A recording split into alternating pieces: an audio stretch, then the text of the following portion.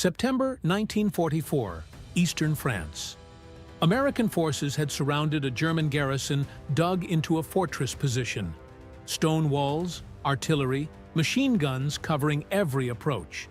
Inside, 1,500 German troops under the command of a major who had sworn he'd never surrender to the Americans. Patton sent an officer under white flag with a simple message: surrender now. Avoid unnecessary bloodshed, and your men will be treated as prisoners of war under Geneva Convention rules. The German major's response was defiant, dramatic, and delivered with absolute conviction. Tell General Patton that if he wants this fortress, he'll have to kill me to get it. It was meant to sound heroic, unbreakable, the kind of statement that rallies troops and intimidates enemies. Patton's response was 4 words: I can arrange that. What happened next wasn't a siege. It wasn't a prolonged battle. It was a systematic destruction that lasted less than 12 hours and proved that Patton took people at their word. If you want to see what happens when you dare Patton to do exactly what he was planning anyway, hit subscribe right now. The German position wasn't some makeshift defensive line. It was an actual fortress, one of dozens the French had built in previous centuries that dotted the countryside. Thick stone walls, natural defensive advantages on high ground, limited approaches that could be covered by interlocking fields of fire, underground chambers that could withstand artillery, a well that provided water.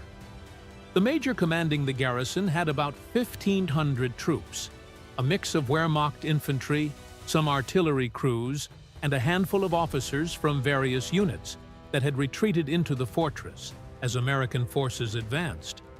On paper, the position was formidable. Taking it by frontal assault would be costly. A siege could last weeks. The smart play might be to bypass it entirely, leave a screening force, and continue the advance. But this fortress sat on a key road junction. Leaving it in German hands meant American supply convoys would have to take longer alternate routes. It was an obstacle that needed to be eliminated. Patton's preference was always the same: offer surrender first, not out of mercy, though he wasn't unnecessarily cruel, but out of efficiency. A surrendered position costs no American casualties and takes no time. A fought-over position costs both. So he sent his ultimatum: standard terms, surrender, be treated well, go to a P camp, survive the war. Your alternative is a fight you cannot win that will cost lives on both sides. The German major refused, but his refusal was more than just no. He made it personal. He invoked honor, duty, and his oath to never surrender. And he challenged Patton directly. If you want this fortress, you'll have to kill me to get it. Other commanders might have seen this as an opening for negotiation, maybe offer better terms, maybe try to persuade the major that surrender wasn't dishonorable given the circumstances. Patton saw it differently. The major had stated his terms clearly. He wanted to die defending the fortress. Patton was simply going to grant his wish efficiently and overwhelmingly. When the messenger returned with the major's defiant statement, Patton's staff expected frustration, maybe anger, perhaps orders to bypass the fortress and come back to it later. Instead, Patton was almost matter-of-fact. According to accounts from officers present, his response was chillingly pragmatic. The major says, "We have to kill him. Let's not disappoint him." Then he started issuing orders, precise, comprehensive, designed to accomplish exactly what the major had challenged him to do, but in the most efficient way possible. First, Patton ordered a complete encirclement, not just blocking the roads, a total seal. No one in or out. Cut the water supply if possible. The fortress was strong, but the Germans inside still needed supplies, water, and eventually reinforcements. They'd get none of those things. Second, he, ordered every heavy artillery piece within range to register on the fortress. Not a random bombardment, precise targeting. Stone walls might stop small arms, but they wouldn't stop 155 shells. Underground chambers might protect against shrapnel, but direct hits would collapse them. Third, he ordered air support, not fighter bombers dropping area bombs. Tank-busting aircraft with precision munitions targeting specific structures within the fortress complex.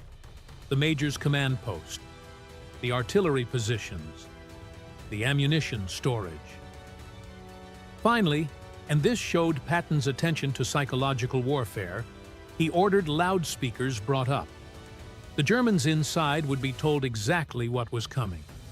Not as a threat, as a schedule. At this hour, artillery bombardment. At this hour, airstrikes. At this hour, assault. Give them time to think. Give them time to realize their commander's heroic stance was going to get them all killed. Finally, Patton made it clear to his own commanders this wasn't going to be a careful, casualty-averse operation. The Major wanted a fight. They'd give him one, but it would be so overwhelming, so intense, so precisely coordinated that it would be over quickly. Get it done in hours, not days. The message to his troops was equally clear. The Germans inside had been offered surrender. They refused. What happened next was their choice, not ours. The assault began at dawn, not because dawn attacks are traditional, but because Patton wanted the Germans to spend the entire night knowing what was coming. The loudspeakers had broadcast the schedule. The Germans inside knew that at first light, the artillery would open up. They had hours to think about it. Hours for the less fanatical soldiers to question their major's decision. Hours for doubt to spread. When the sun rose, the artillery commenced exactly on schedule. Not random fire, coordinated barges targeting specific sections of the fortress walls. The goal wasn't just to damage, it was to methodically dismantle the defensive positions. The fortress had stone walls several feet thick. They'd withstand a lot. But Patton had brought up heavy guns specifically to deal with fortifications. Shell after shell slammed into the same sections of wall, opening breaches, creating weak points, exposing the interior. German artillery tried to respond, but American counter-B fire was immediate and precise.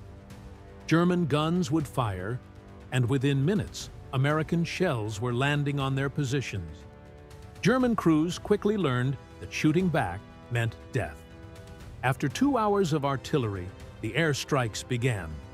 P-47 Thunderbolts, carrying 500-pound bombs, not carpet bombing, precision strikes on identified targets. The Major's command post took 3 direct hits. The ammunition storage was hit, causing secondary explosions that rocked the entire fortress. The main gate was blasted off its hinges.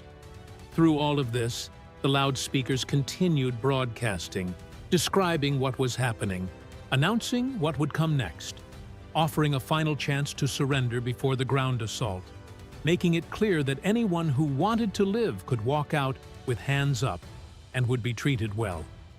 Some did. Small groups of German soldiers began surrendering. First a few, then dozens. They'd slip out of damaged sections of wall with hands up, walking toward American lines, choosing life over their major's oath. The Major tried to maintain order. He had soldiers who tried to surrender shot as traitors, but this only accelerated the collapse of morale. Troops realized they were trapped between American firepower and their own fanatical commander. By mid-morning, the fortress was a wreck. Walls breached in multiple places. Artillery positions destroyed. The command structure shattered by the precision strikes on the Major's headquarters. And then American infantry attacked.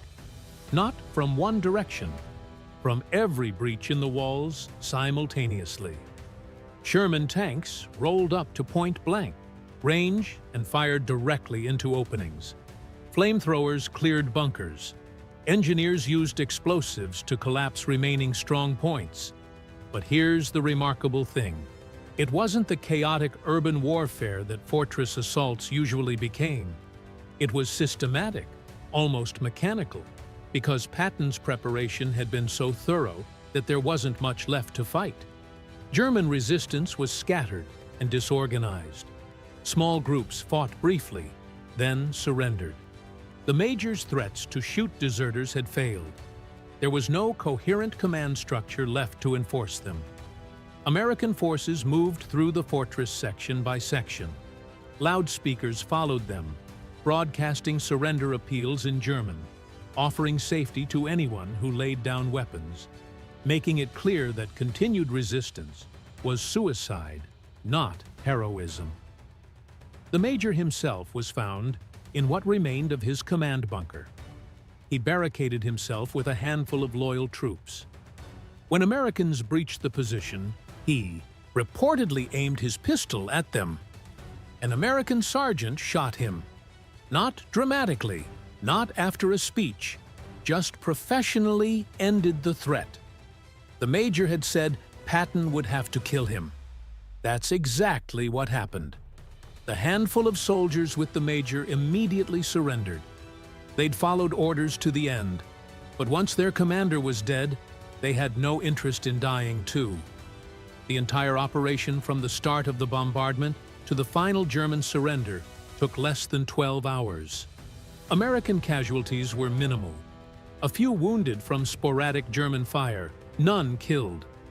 The systematic preparation and overwhelming firepower had made the actual fighting almost anticlimactic. German casualties were significant. The major was dead as promised. About 200 other German soldiers were killed, mostly in the bombardment or during the final assault. Another 300 were wounded. The remaining 1,000 surrendered. When American intelligence officers examined the fortress after the U battle, they found evidence of how close the major had come to losing control even before the assault. Notes from junior officers questioning the decision to fight, soldiers who'd been executed for attempting to surrender, signs that morale had collapsed days before the actual battle. The major believed his defiance would inspire his troops. Instead, it had trapped them in an indefensible position with a commander who'd rather see them die than surrender. Patton toured the fortress the next day. According to officers with him, he showed no satisfaction, no gloating. He was matter of fact. The major said, "We'd have to kill him." We did. That's what happens when you challenge people to do what they were planning to do anyway. But Patton also made a point during that tour. He visited wounded German prisoners and ensured they were receiving proper medical care. He had American medics treating German wounded side by side with American casualties. He wanted his own troops to see that once the fighting stopped, they treated prisoners humanely. This wasn't contradictory. It was Patton's philosophy. Be ruthless in combat, professional in victory. Destroy enemies who resist. Treat enemies who surrender. Never blur the line between the two. Word of what happened at the fortress spread quickly through both American and German forces. For American troops, it reinforced what they already knew about Patton. He would use overwhelming force when necessary, but he'd always tried diplomacy first. The German major had been given multiple chances to surrender. His death was the result of his own choice, not American brutality. For German forces, the message was more complex and more chilling. The story wasn't just that the fortress fell. Fortresses fell all the time. It was how completely and systematically it fell. How Patton had taken the major's defiant challenge literally and methodically fulfilled it. How 12 hours of precise coordinated firepower had reduced a strong position to rubble. German commanders started circulating the story as a warning when American forces offered surrender. particularly if they were Third Army units. You took the offer seriously because refusing meant Patton would do exactly what he said he'd do. No more, no less, but with overwhelming efficiency. Some German officers later stated in interrogations that they surrendered to American forces specifically because they'd heard about the fortress. They'd learned that Patton's threats weren't negotiations. They were statements of fact. Challenge him, and he'd accept the challenge. Dare him to destroy you, and he would. This was psychological warfare at its most effective. Not propaganda, not exaggeration, just the truth. Patton meant what he said every time. The fortress battle also reinforced something German intelligence had noted about American tactical doctrine under Patton. Americans would use maximum force when needed, but they'd also show restraint when possible. They weren't randomly brutal. They were predictably brutal only to enemies who chose to fight. This predictability was almost more terrifying than random violence. You knew exactly what would happen if you refused surrender. You knew exactly how Patton would respond to defiance. The choice was yours, and so were the consequences. Looking back at the fortress battle, it's worth considering what the German major's defiance actually accomplished. He'd wanted to defend German honor, to show that not all were mocked officers would surrender meekly to make the Americans pay a price for their advance.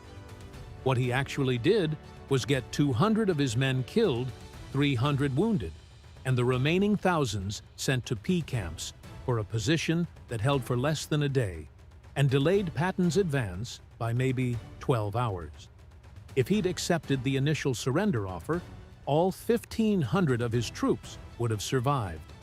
They'd have spent the rest of the war in relatively safe P camps. Many would have gone home to their families after the war ended. Instead, hundreds died or were maimed. And for what? The fortress fell anyway. The road junction was in American hands by nightfall. Patton's advance continued without meaningful delay. This is the brutal arithmetic of war that some idealistic commanders sometimes forget. Heroic last stands make good stories, but they don't change outcomes when you're facing overwhelming force. They just increase casualties. The major had thought his defiance would matter, that his willingness to die would inspire his troops and maybe make the Americans think twice. But Patton didn't think twice. He just applied more force. There's a leadership lesson here that applies beyond military contexts. When you make dramatic statements, "You'll have to kill me over my dead body. I'll never surrender," you'd better be prepared for your opponent to take you literally, because some people will. Patton was one of those people. He didn't interpret defiant challenges as opening negotiating positions. He interpreted them as statements of preference. You want to fight to the death? Okay, that can be arranged. The German major learned this lesson too late. His troops learned it at the cost of their lives or freedom. Other German commanders learned it and surrendered when offered terms. The fortress fell in September 1944. The German major died there as he'd promised he would. His name isn't widely remembered. The exact location of the fortress is less important than what happened there. What matters is the lesson. With Patton, dramatic defiance didn't prolong anything. It just changed the intensity of what came next.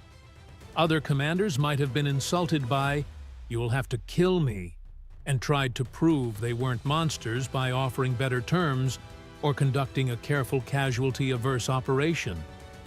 Patton simply took it as a statement of preference and acted accordingly. There's something almost coldly logical about this. The major stated his terms only death would make him surrender. Patton provided those terms efficiently and professionally. The major got exactly what he'd asked for. For modern viewers, this raises uncomfortable questions. Should Patton have tried harder, to persuade the Major? Should he have been more reluctant to kill someone who was essentially committing suicide by soldier? Or was Patton right to take people at their word and not waste time on those who'd made their choice? Is there something almost respectful about granting someone their stated wish, even when that wish is death? The answer probably depends on your view of leadership and responsibility. What's undeniable is the outcome. The Major said, "You'll have to kill me." Patton did. And every other German commander who heard the story learned to be very careful about what they said to American negotiators. Because with Patton, challenges weren't deterrence, they were permission. Do you think Patton should have tried harder to avoid killing the Major? Or was the Major's death his own responsibility? Drop your thoughts in the comments. And if you want more stories about leadership, responsibility, and the consequences of dramatic statements, subscribe now. See you next time.